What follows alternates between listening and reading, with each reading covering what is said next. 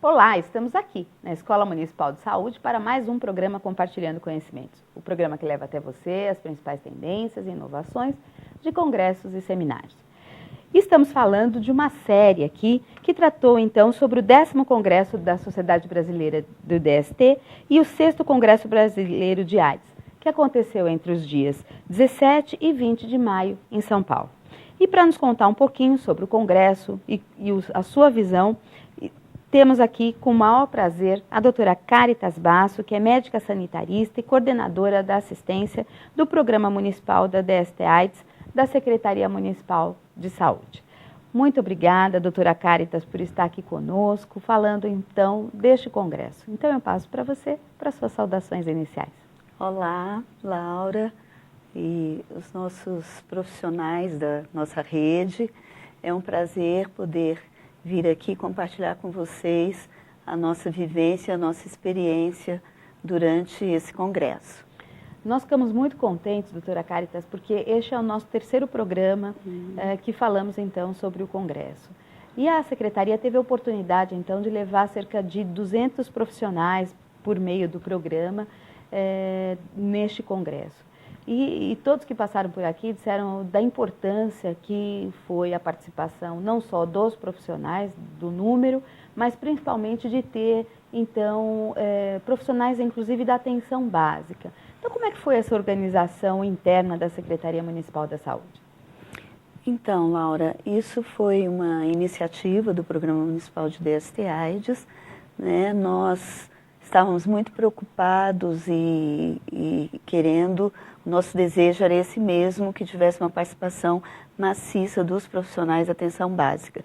Todo o nosso esforço foi nesse sentido, porque é uma oportunidade para que os profissionais se atualizem em relação às doenças sexualmente transmissíveis, especialmente, e em relação à infecção pelo HIV, né? E foi uma vitória para nós, porque as salas ficaram repletas, eles participaram de maneira intensa, né, especialmente nos temas que lhes eram mais afetos, como, por exemplo, na abordagem das doenças sexualmente transmissíveis, entre elas a sífilis. Né, a sífilis adquirida tem aumentado bastante, não só no nosso município, isso é um fenômeno que vai para além do nosso município. A sífilis adquirida aumenta no estado, no país e fora do país. Nós estamos vivendo realmente um momento de grande, eu diria que quase uma epidemia, né, de sífilis. E isso é muito importante porque quem tem sífilis, homens e mulheres grávidas com sífilis podem transmitir a sífilis para o bebê. Então, foi muito importante para nós compartilharmos esse momento com a atenção básica, com os seus profissionais, porque é lá na unidade básica de saúde, especialmente na estratégia de saúde da família, né, que as pessoas chegam no primeiro momento, né? Então, a abordagem inicial é lá. Então, eles precisam estar preparados para fazer essa abordagem. Então, como eu dizia na inicial, os demais convidados que estiveram aqui conosco no programa enfatizaram muito essa questão. O Dr. Robson colocou muito essa questão, principalmente da integração, né? E o que a Secretaria, então, primeiro, como você disse, o Congresso atingiu os objetivos, né? Que era a grande oportunidade de levar os profissionais da atenção básica, os profissionais que atuam no programa, enfim. Mas quais são as expectativas com relação à questão da sífilis aqui na cidade de São Paulo? O que a gente pode pensar a partir do Congresso? O que nós temos de ideia? O que o programa está pensando? Olha, várias iniciativas estão ocorrendo. Acho que a mais importante foi uma capacitação em 2014, descentralizada, né, que foi, digamos assim, apoiada pelo programa municipal, mas que ocorreu nas várias regiões, que essa é a nossa proposta, de trabalharmos, né, de maneira articulada e compartilhada com as coordenações de regiões de saúde. Então, houve uma capacitação ampla dos profissionais para realização dos testes rápidos para sífilis e HIV. Com isso, nós esperamos que a atenção básica amplie o diagnóstico das gestantes com HIV e com sífilis, especialmente a sífilis, né? Então, por meio do teste rápido, vai ser possível fazer um diagnóstico rápido, pronto, iniciar o tratamento e assim evitar a transmissão do HIV e da sífilis para os bebês. E nós estamos programando numa ação articulada, apoiada pela Secretaria Municipal de Saúde, com a escola, com a atenção básica, com a saúde da mulher e o Programa Municipal de DST-AIDS, várias iniciativas, oficinas e capacitações para preparar os nossos profissionais para enfrentar este problema de saúde. Porque, infelizmente, nós estamos aumentando a detecção da sífilis entre as gestantes, o que é muito bom e deve estar ancorado nessa ampliação do teste rápido da sífilis, mas, infelizmente, nem sempre o tratamento consegue chegar a um bom desfecho, de maneira que evite a transmissão do HIV e da sífilis para o bebê. Então, nós vamos fazer uma ação bem intensa, né, de realizar oficinas, discussões, rodas de conversas na atenção básica, no sentido de detectar e tratar essa gestante e os seus parceiros. Que esse é o nosso grande problema, tratar os parceiros. E se nós não tratamos os parceiros, pelos critérios hoje, que são muito sensíveis para o diagnóstico da sífilis congênita, a mesma gestante tendo sido tratada, se o parceiro não foi tratada, essa criança é considerada um caso de sífilis congênita.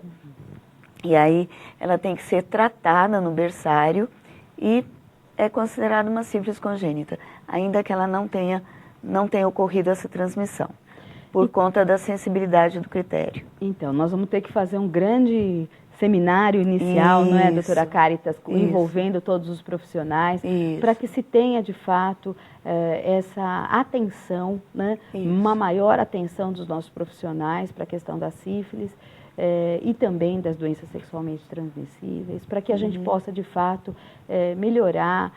Não é uma questão, como dizíamos quando estávamos aqui no início do programa, não é uma questão coletiva, mas melhorar de fato a questão individual das mães, das crianças e dos seus parceiros, não é? Nesse sentido, eu também queria aproveitar e falar um pouquinho como é que nós estamos no cenário atual, o programa DST-AIDS no município de São Paulo, né? Vocês receberam uma premiação no congresso, enfim. Queria que a senhora desse um panorama, então, como é que está o programa no município de São Paulo? Olha, temos muitos desafios, mas eu considero que alcançamos alguns avanços importantes, né? Primeiro, com base em uma das pesquisas que foi realizada aqui em São Paulo, pelo programa, uma iniciativa inédita, né, uma pesquisa que mediu entre os paulistanos, né, os seus comportamentos e atitudes e práticas em relação à prevenção das DSTs, e entre elas o HIV, e nós observamos que poucas pessoas, na verdade 46% das pessoas não tiveram acesso ao preservativo no último ano, anterior à pesquisa que ocorreu entre 2013 e 2014. E entre os que tiveram acesso, apenas 21% o fizeram através do serviço de saúde. Então, isso, por exemplo, nos reorientou para uma proposta de ampliação intensa do acesso, da oportunidade de acesso das pessoas ao preservativo. Nós estamos colocando os preservativos fora das unidades de saúde. Para isso, nós adquirimos 26 grandes dispensadores de preservativos, que nós estamos chamando de jumbos. Né? Então, nós colocamos esses jumbos, que eles têm uma capacidade para cerca de 15 mil preservativos. Nós colocamos esses jumbos nas calçadas das unidades, né? Estamos em negociação para colocar em terminais de ônibus, em terminais de metrô, porque a gente sabe que só quem entra na unidade de saúde por ter algum problema é que tem acesso ao preservativo, mas especialmente os jovens, eles não adoecem com facilidade, eles não vão ao serviço de saúde. Básica, claro. Então, eles precisam ter o preservativo disponível a qualquer momento nos espaços de grande circulação, onde eles poderão ter oportunidade. Então, eu acho que essa política de ampliação do acesso, na perspectiva, né, da prevenção das DSTs, para nós, ela é fundamental, e eu considero que isso foi um grande avanço dentro da nossa política. Recentemente, inclusive no Congresso de DSTAs, nós lançamos, na verdade não lançamos, mas testamos um aplicativo que foi lançado depois, durante a parada do orgulho gay, do orgulho LGBT, gay, enfim. Nós lançamos esse aplicativo que é para os jovens. Ele tem uma linguagem de jovens, ele é um aplicativo para smartphone, né? Ele é interativo e ele tem uma possibilidade de repetição, quantas vezes o jovem tem interesse, em que ele vai avaliar o próprio risco de ter se exposto ou a uma doença sexualmente transmissível, entre elas o HIV. Então, com esse aplicativo, ele avalia o seu risco e, a partir disso, ele tem 3 possibilidades. Se ele teve um risco aumentado, por exemplo, de adquirir o HIV, ele encontra os locais onde se faz a profilaxia pós-exposição ao HIV. Então, isso é georreferenciado, ele vai lá, identifica que o risco dele, por exemplo, é alto, ele encontra o local, né, o endereço georreferenciado do local onde ele pode fazer a profilaxia para não se infectar pelo HIV. E essa profilaxia tem que ser feita precocemente, até 2 horas de preferência, mas no máximo até 72 horas. Então, isso é uma forma de prevenir a infecção pelo HIV entre os jovens e entre qualquer pessoa que utilize o aplicativo. O outro mecanismo que ele tem de busca e para se prevenir é, se ele tiver uma suspeita de DST, ele também localiza, de maneira georreferenciada, um serviço que possa atendê-lo e fazer o diagnóstico e o tratamento precoce da DST. E, por fim, né, ele também tem os locais onde estão disponíveis os preservativos. Então, se ele estiver numa situação, né, que ele acha que ele pode, né, se engajar num relacionamento e ele não tem o preservativo, ele pode também, de maneira georreferenciada, buscar o serviço para obter esse preservativo. Então, isso já está disponível? Já está disponível. Então, nós vamos pedir para a produção para já colocar isso no nosso programa, para que as pessoas possam ter acesso, e você, trabalhador que nos assiste, divulgar aí para a sua rede, né, dentro da sua, da sua unidade básica, dos nossos hospitais, enfim, colocar essa chamada, que eu acho que é fundamental. Parabéns pela iniciativa, porque a gente sabe hoje em dia, né, todos os jovens, aliás, todos nós agora estamos aí com WhatsApp, com o celular muito à mão. Exatamente. E essa é mais uma forma de interagir, de trazer informação aos nossos usuários. Isso, numa linguagem jovem. Acessível, não né? é? Que é o que está sendo usado hoje em todos os, né, internacionalmente, em todas as circunstâncias. Eu vi também umas bicicletas lá na secretaria, né? É uma nova iniciativa do programa. É uma nova iniciativa. Nós temos na região central de São Paulo em cerca de 200 locais de entretenimento adulto, né? Boates, enfim, cinemas, né? De entretenimento adulto e tal.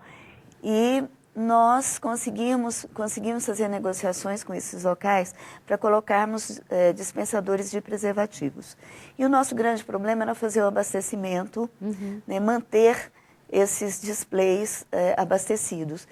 E nos ocorreu uma ideia, fizemos um projeto em articulação com o Programa de Braços Abertos e com a Secretaria Municipal do Trabalho, né, em que nós estamos capacitando pessoas que estão incorporadas ao programa Braços Abertos para que de bicicletas eles possam abastecer com preservativos esses pontos centrais de entretenimento adulto, né? Olha, parabéns então, isso mais uma também vez. é uma iniciativa que nós consideramos um avanço no nosso programa.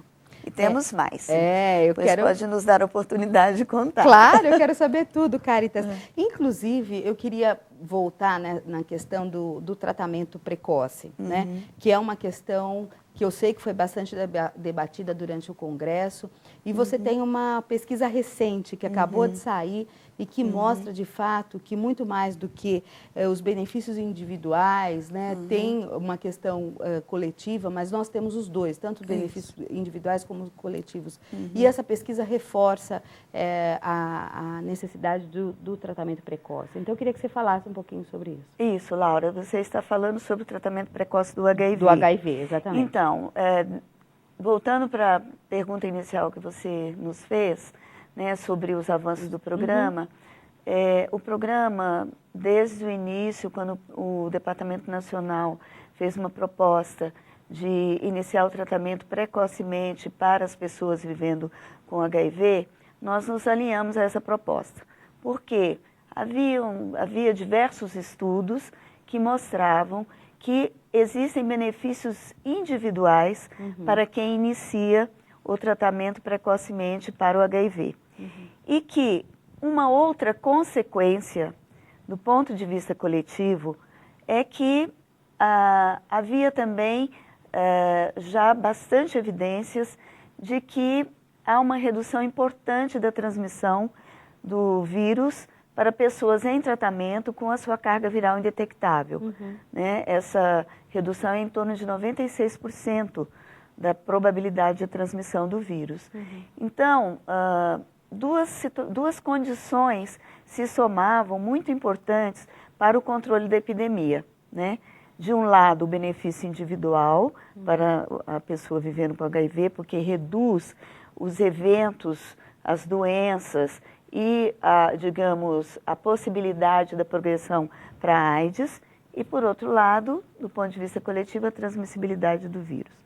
Então, desde o primeiro momento, nós vimos e fizemos, inclusive, notas técnicas orientando a nossa rede sobre a importância de iniciar o tratamento precoce para o HIV.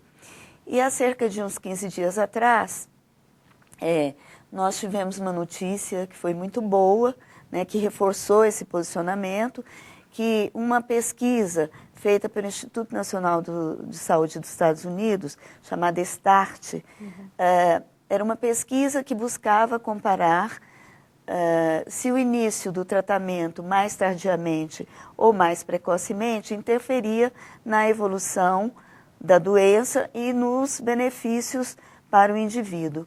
E esse estudo ele estava programado para terminar em 2016 ou 2017 exatamente, e ele foi interrompido porque uma análise interina mostrou que houve uma redução de 53% na ocorrência de eventos associados à AIDS, né, entre as pessoas que iniciaram o tratamento precocemente.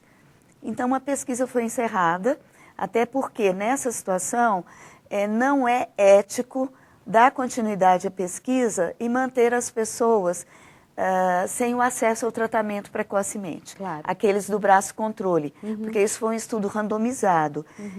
Os estudos randomizados, estudos clínicos randomizados, são os que dão demonstração de efetividade de uma intervenção. São os estudos mais apropriados para mostrar a efetividade de uma intervenção. Então, não seria ético dar continuidade ao estudo privando as pessoas de serem tratadas. Claro. Então o estudo foi interrompido. Então isso trouxe para nós mais uma evidência, uma evidência forte, porque resulta de um estudo randomizado clínico, né? E que nos deu maior tranquilidade para trabalhar com os nossos profissionais, incentivá-los, estimulá-los, e para os nossos pacientes, né, para as organizações da sociedade civil, que nós estamos indo num caminho correto, no sentido, num caminho adequado, digamos assim, e bastante atualizado, estamos bastante antenados e muito, digamos, muito conectado, vamos dizer assim, né, com a política não só nacional, como internacional, né, para o enfrentamento das DSTs e do HIV no nosso município. Não, Caritas, eu fico muito feliz e, assim, essa é uma novidade, né, como você acabou de falar, uma pesquisa recente, que reforça, então, esse grande debate que aconteceu no Congresso. Então, para você, profissional que nos assiste agora, né, é um dado importante da importância e relevância que o programa DST-AIDS adotou, seguindo, então, o que é preconizado também pelo Ministério da Saúde, e que reforça, então, toda a política que vocês vêm adotando nesses últimos anos, não é?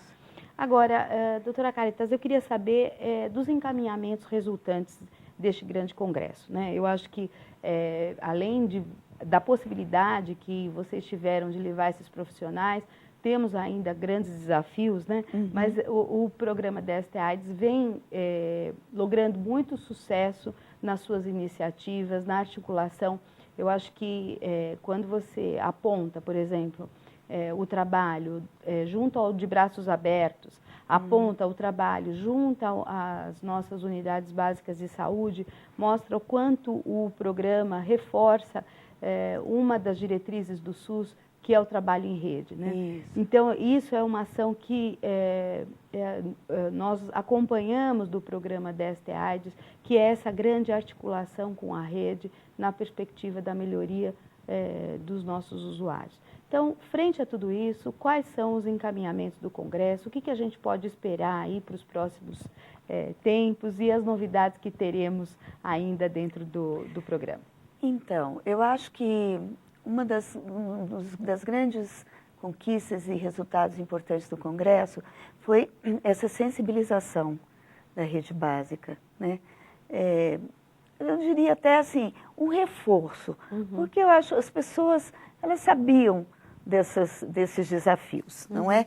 Mas na medida em que elas são atualizadas, elas ficam, né, como se você desse um novo alento, uma motivação, né, que é o que nós estamos chamando de sensibilização para os próximos passos que já foram ditos aqui em relação a essa nossa luta, né, contra a sífilis congênita, no sentido de reduzir a sífilis congênita que está aumentando, infelizmente, no nosso município.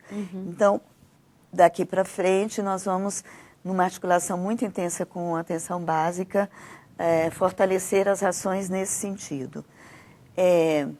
Uma outra coisa que eu acho que resulta desse congresso bastante importante, eu acho que ele deu visibilidade para o problema, né? A Secretaria Municipal de Saúde, o nosso secretário adjunto, ele está muito sensível para esse assunto e, evidentemente, o nosso secretário também, porque os dois trabalham de maneira bastante articulada, né? Enfim. Então, eu acho que trabalhar e sensibilizar a rede para isso é muito importante. Fazer a abordagem sindrômica na atenção básica das doenças sexualmente transmissíveis, isso é um desafio muito grande para nós. Nós, inclusive, iniciamos o trabalho junto com a escola, né, no sentido de promover alguns módulos de educação à distância em relação à abordagem sindrômica. A abordagem sindrômica permite o tratamento oportuno, imediato e de maneira facilitada e simples da maioria das doenças sexualmente transmissíveis. Isso é super importante, né? E então nós estamos com essa iniciativa. Em relação ao HIV, nós estamos reforçando a nossa rede. nossa rede municipal especializada. Recentemente foram contratados infectologistas para a nossa rede e nós estamos aí fazendo, muito proximamente faremos um encontro para discutir essa questão do tratamento precoce. Traremos especialistas para reforçar, falar sobre esses resultados, falar sobre outras evidências de outras pesquisas que reforçam a importância do tratamento das pessoas vivendo com HIV.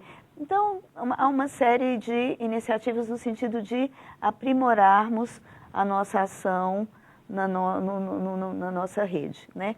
E sem abrir mão da questão da prevenção por meio do uso dos preservativos. Porque, às vezes, as pessoas ainda há alguma dúvida se o preservativo, depois de tantos anos, né, e se o preservativo ainda é uma boa forma de prevenir as infecções pela DST e pelo HIV.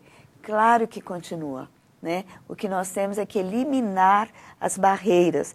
Naquela pesquisa feita no município, nós identificamos que 97% das pessoas sabem que o preservativo é o melhor meio de se evitar as doenças sexualmente transmissíveis e o HIV. Então, as pessoas sabem disso, que elas precisam ter acesso. E com isso a Secretaria avança e avançou muito, né? Com todo esse trabalho, né, de divulgação dos displayers que chamam a atenção, né, o próprio aplicativo.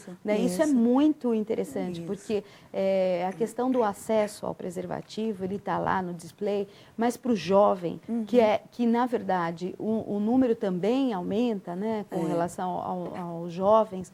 Então, como o jovem ter o acesso à informação, acesso ao preservativo, enfim, que ele também possa, através desse aplicativo, estar antenado nas principais condutas com relação às doenças sexualmente transmissíveis. E nós não falamos sobre a população negra, né? É verdade, vamos falar também. Ganhamos É verdade. O primeiro prêmio lá no Congresso, né?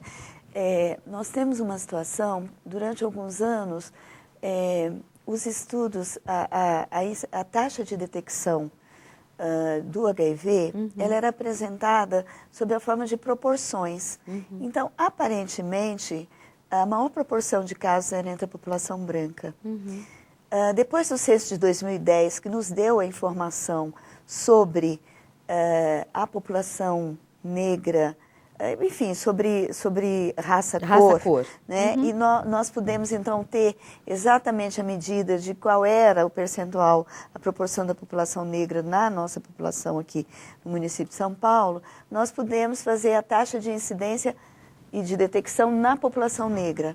E aí nós observamos uma coisa muito importante, curiosa e muito, digamos, desfavorável, que a população negra tem o dobro da incidência da taxa de detecção do HIV em relação à população branca.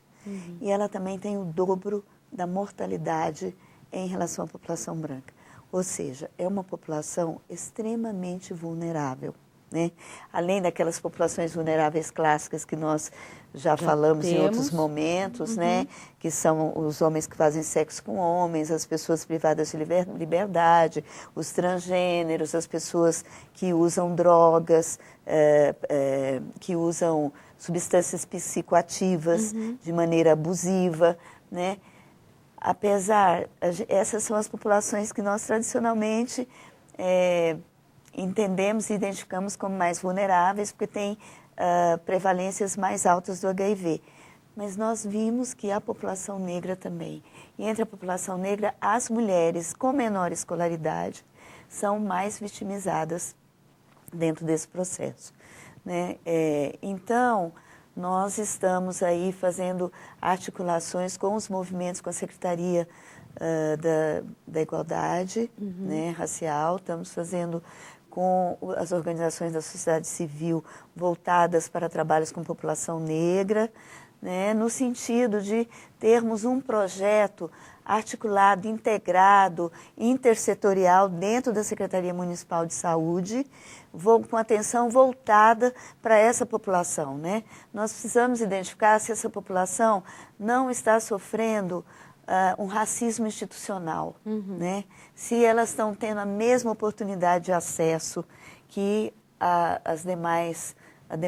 os brancos e outras etnias dentro dos nossos serviços. Então, agora a gente está também com esse foco voltado para essa população. Não é mais uma das nossas iniciativas.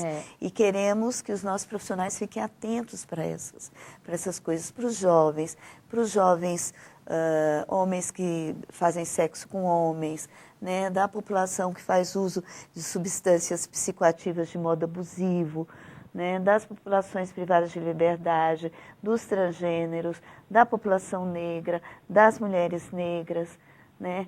E eu quero dizer que nós precisamos ter muito cuidado para nós estamos falando de uma população que é mais vulnerável, mas isso não quer dizer que o conjunto da população não esteja vulnerável também às DSTs e o HIV.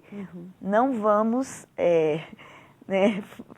essa focalização para aprimorar a assistência não pode ser uma focalização para estigmatizar e discriminar essa população. Então, eu peço aos profissionais de saúde que tenham muito cuidado com isso.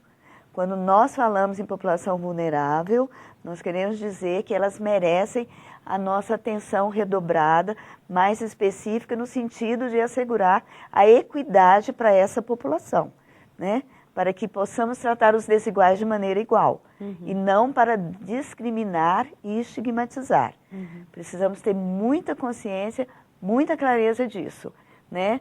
Todos nós que não adotamos comportamentos mais seguros nas nossas relações sexuais, estamos sujeitos a adquirir uma DST ou HIV, independente de classe social, independente de raça e cor, tá? Quero deixar isso muito claro, para não corrermos o risco de discriminar e estigmatizar essa população. Ela deve ser, sim, objeto da nossa atenção mais cuidadosa. Doutora Caritas, adorei nosso bate-papo, nosso programa. Fico aqui com uma vontade louca da gente já colocar logo esse nosso seminário em ação, que eu acho que é uma forma que temos de sensibilizar os nossos profissionais, né? Focar. É claro que nós tivemos um número expressivo participando nesse congresso, foram 200 profissionais, mas é claro que quando a gente chama a nossa rede específica para discutir, para debater, é uma forma que temos, de fato, de trazer um panorama mais amplo do programa dentro da Secretaria. Sim. E essa articulação, não só com a atenção básica, mas com a área, com a rede especializada, com os hospitais, para que, de fato, a gente possa melhorar a qualidade de vida dos nossos usuários. Então, eu agradeço imensamente a sua disponibilidade, o seu interesse e a sua participação aqui no programa Compartilhando. Muito obrigada, eu que tenho a agradecer, porque é uma oportunidade, né, de podermos atingir os nossos profissionais de maneira ampla, né, e de compartilhar com eles as nossas propostas, as nossas preocupações, os avanços que conseguimos, que não são da coordenação do programa, mas sim do conjunto dos profissionais da rede, porque eles que são fundamentais para realizarem e executarem as propostas de trabalho. Então, esse é um trabalho compartilhado, né? Então, cada vez que nós temos oportunidade de conversar, de divulgar, né, para os nossos profissionais as nossas ideias, nós só temos a ganhar. Então, quero agradecer bastante à escola e a você, Laura, por essa oportunidade. Obrigada, muito obrigada a todos que estão nos acompanhando. E fica aqui também um convite para quem está nos assistindo. Caso eles tenham alguma dúvida, alguma questão, eles mandam aqui as perguntas e nós remetemos então ao programa para os seus esclarecimentos. Muito obrigada. Super obrigada. Eu espero que você tenha gostado do nosso programa Compartilhando Conhecimento e eu conto com você. Mande suas dúvidas, suas questões para o canal profissional @prefeitura.sp.gov.br ou nos telefone no 3044 2975. Queremos a sua participação. porque afinal de contas essa TV é feita para você e por você. Na próxima semana ainda continuamos com essa temática, então eu aguardo você na próxima segunda-feira. Até lá!